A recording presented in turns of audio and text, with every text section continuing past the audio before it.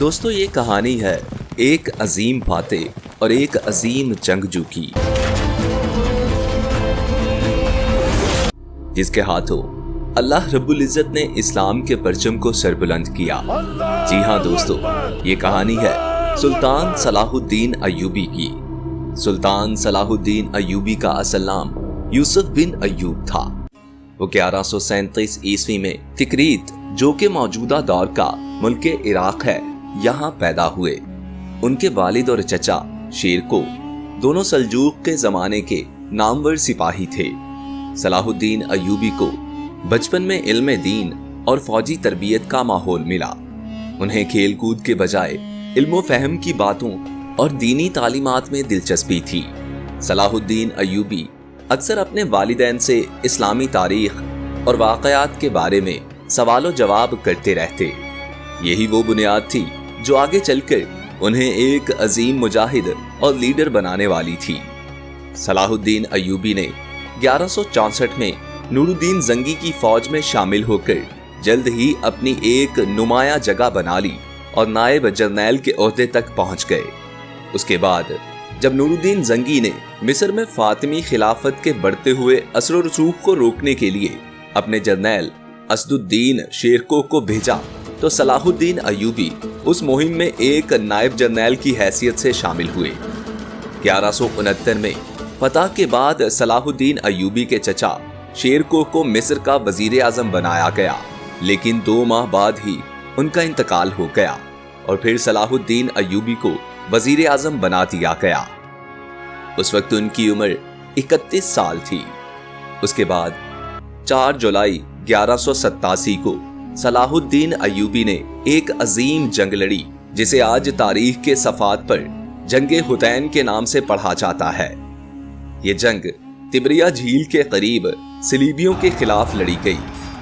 اس جنگ میں صلاح الدین ایوبی نے ایک بہت بڑی حکمت عملی اختیار کرتے ہوئے صلیبیوں کو پانی سے دور کر دیا، جس کے نتیجے میں صلیبی گرمی اور پیاس کی وجہ سے تھک ہار کر ٹوٹ گئے اور اللہ رب العزت نے مسلمانوں کو ایک عظیم فتح سے نوازا اور یروشلم کا کنگ گائے آف لوزیان کو قید کر لیا گیا۔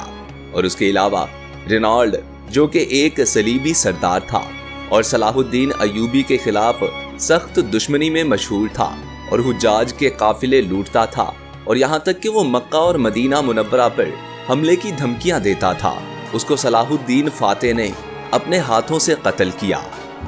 جنگ حطین کے بعد اس سال ہی صلاح الدین ایوبی کی افواج نے بیت المقدس کا رخ کیا، جو کہ 1099 سے لے کر 1187 تک پچھلے 88 سال سے صلیبیوں کے قبضہ میں تھا۔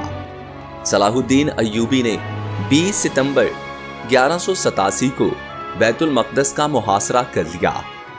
جب صلیبی افواج کو پتہ چلا کہ اسلام کا مرد مجاہد صلاح الدین ایوبی میدان میں آ چکا ہے، تو جنگ سے پہلے ہی ان کے حواس باختہ ہو چکے تھے۔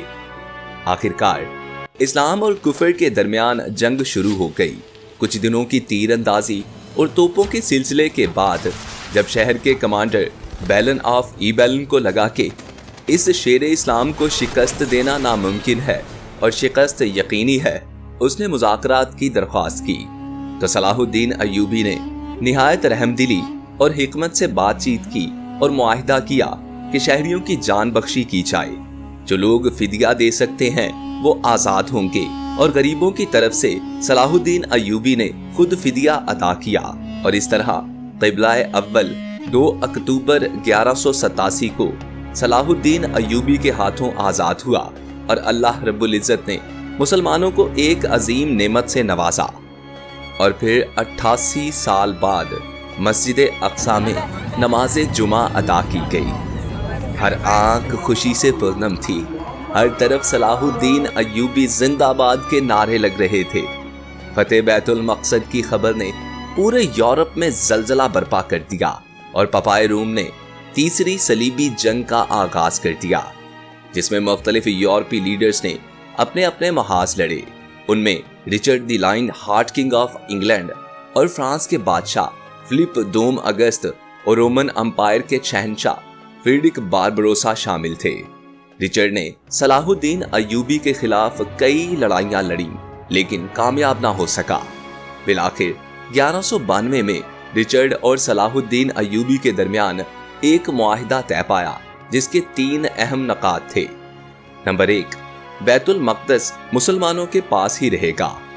نمبر 2، عیسائی زائرین کو امن کے ساتھ زیارت کی اجازت ہوگی۔ نمبر 3، صلیبیوں کو کچھ علاقے واپس دیے جائیں گے۔ رچرڈ نے بعد میں کہا، اگر مجھے صلاح الدین ایوبی جیسا دشمن ہر بار ملے تو میں کبھی بھی شکست کو برا نہ سمجھوں۔ مارچ 1193 میں ایک عظیم سلطان صلاح الدین ایوبی اپنے خالق حقیقی سے جا ملے۔ ان کا مقبرہ دمشق میں واقع ہے، جس کی تعمیر 1996 میں کی گئی۔ دوستو، آج بھی امت مسلمہ کو سلطان صلاح الدین ایوبی جیسے لیڈر اور مرد مجاہد کی ضرورت ہے جو غزہ جیسے مظلوم مسلمانوں کے دکھوں کا مداوا کر سکے۔